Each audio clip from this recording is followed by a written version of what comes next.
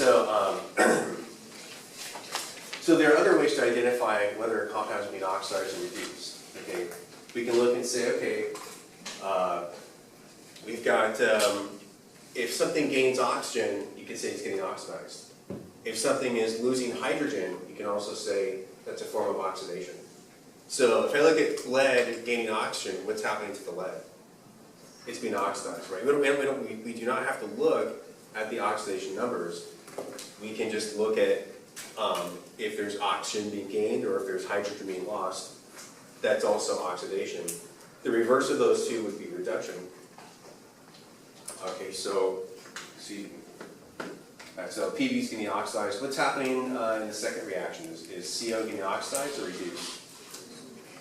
It's getting reduced because now it's gaining hydrogen, right? CO is gaining all this hydrogen. Okay, next compound, or next half reaction there, what's going on there? Right, so same number of oxygens, but just more hydrogen being added, that's also reduction. Iron, what's happening there? That's oxidation. Okay, that's iron getting oxidized. Methane, losing hydrogen but gaining oxygen. So methane is getting oxidized there, right? So CH4 losing hydrogen, now gaining oxygen, that's a lot of oxidation there. So without even looking at the oxidation numbers, you could kind of real quickly see, you know, what's getting oxidized or what's getting reduced. But not all reactions have oxygen in them or hydrogen. So the oxidation number is just the surefire way to always get it right. But this is sort of a different way of looking at it. Now these are only half reactions here, where only one thing is happening. But you have to have the opposite. You have to have reduction happen at the same time. The electrons have to go somewhere. Okay.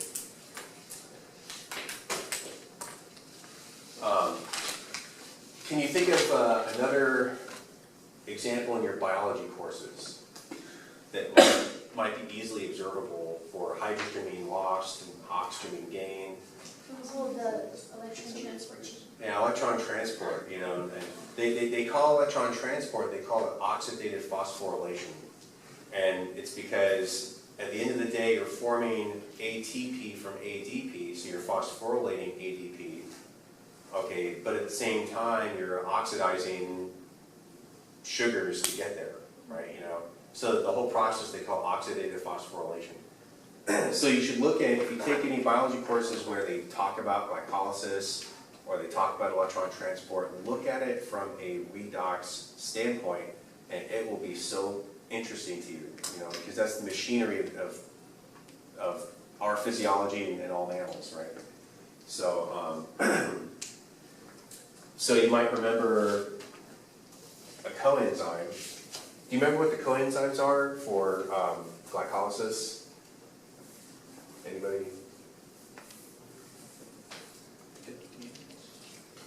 Yeah, right. I'm hearing the whisper FAD, right? FAD and NAD plus. I think there's plus charges, right? And then what happens is they take hydrogen ions or taking hydrogens away from glucose, you know, and then you go through TCA cycle and you're taking more hydrogens away. And so if you look at what's happening to a hydrocarbon, you know, glucose is ultimately going from C6H12O6 all the way to CO2 and water, right, in the long run, you know. And these coenzymes are taking those hydrogens away, okay, hydrogen ions away, okay, and what's happening then? Where are they dumping those hydrogen ions? They're dumping them across the mitochondrial membrane, and you get this big concentration gradient that builds up, and then that concentration gradient builds up a potential, like a battery builds up a voltage, you know, and that voltage across the mitochondrial membrane is used to drive the formation of ATP through this really complex series of cytochrome P450 enzymes in the mitochondrial membrane. So, but that's the machinery of physiology. So if you like that stuff, study it. You know, it's really cool. Okay, it's something that I never really looked at. I didn't look at it that way when I was a student because maybe just nobody steered me in that direction, but in hindsight, looking back at biology and biochemistry, I'm not a biologist, but I really like it as an application of chemistry, so you should study it as such. All right, so how can you tell if the reaction is a redox? Okay, how do you differentiate redox from, say, acid-base and precipitation? Okay, how do you tell? Right, so you can ask yourself two questions. Do the reactants consist of an acid and a base? Okay, and if they don't, then you move to the next question and say, well, do the reactants consist of two salts? And if they don't, then you have no choice but to say, well, it must be a redox reaction.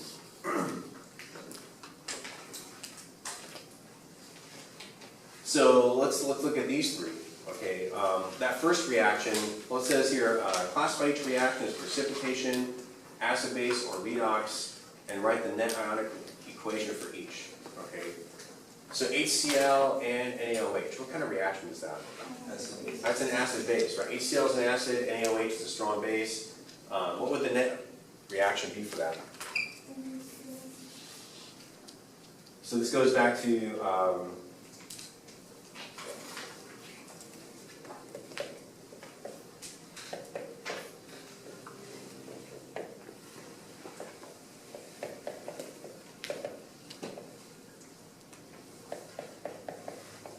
this goes back to what we were doing yesterday. Strong acid, we write it as what?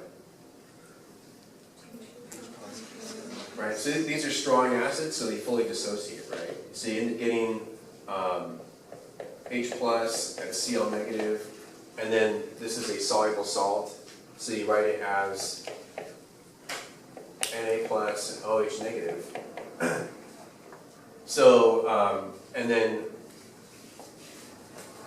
for products, what do we get? Yeah, the H plus and the hydroxide form water.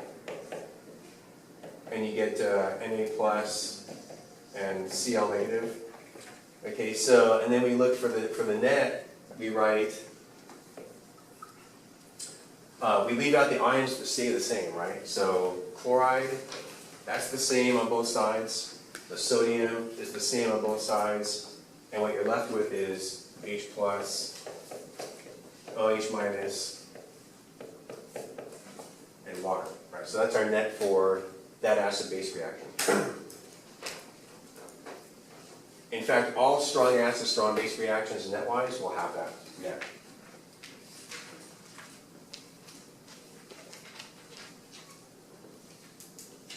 I have here H3O plus and OH negative, giving two waters. It's the same thing, right?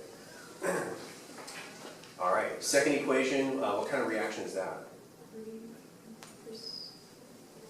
That's precipitation, right? So you have two salts, and neither one of them are an acid or base there. But even if you have hydroxide there, like sodium hydroxide, you know, you still don't have an acid there for it to react with, right? So can you see the difference? Like you can kind of see the form, right? Acid base, two salts, and this clearly is a redox reaction, right? This is not a salt or an acid, it's just a metal by itself. Right, so you can kind of see how this goes. Net reaction, just to speed things along here. The perchlorates are always soluble, the sodium ions are always soluble, so the lead and the carbonate are going to get together. How do we know it's lead 4 plus? Yeah, perchlorate ion is always -1, there's 4 of them. So that has to be the charge, 4 has to be the charge on the lead. Right. And then to balance this out, now you got 4 plus and carbonate 2 minus, so you combine these two, okay, to get lead 4 carbonate. You got to balance it. If I give you this compound, would you know it's called lead 4 carbonate? Here's your nomenclature, right? All right. If all you saw was this, would you know it's lead 4 carbonate? You know, so you'd have to say, okay, carbonate is always 2 minus, and there's 2 of them. So that means I got -4 overall from the carbonate. That has to be 4 plus on the lead. Right. And And then for our sodium and water, what kind of reaction is that? What kind of redox reaction is that? Yeah, it's going to be a hydrogen displacement, right? Throw any metal, reacts with water, it's going to give you hydrogen gas. So net-wise, we get sodium metal with water, sodium salt, and hydrogen gas. How come I'm not eliminating any ions here? Like for my net reaction,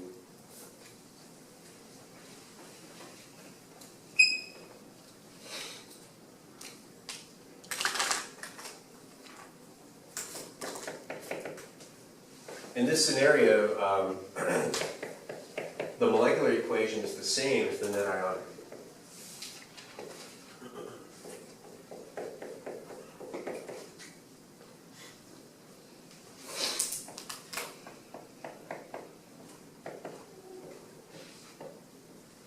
Okay, how come the molecular net ionic are the same in this case? Well, the reason why is because sodium is clearly undergoing a change, right? It's with hydroxide now. And the water is clearly undergoing a change. It's got hydroxide and hydrogen. So you don't really have any species that are not getting changed. Okay, so you have to keep everything at that point. How would you write water in solution?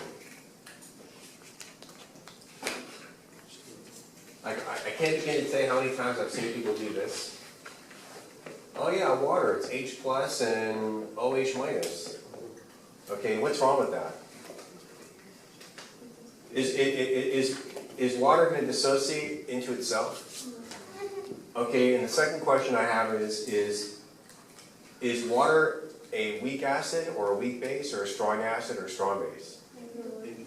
And it's not a strong or it's not a strong base or acid.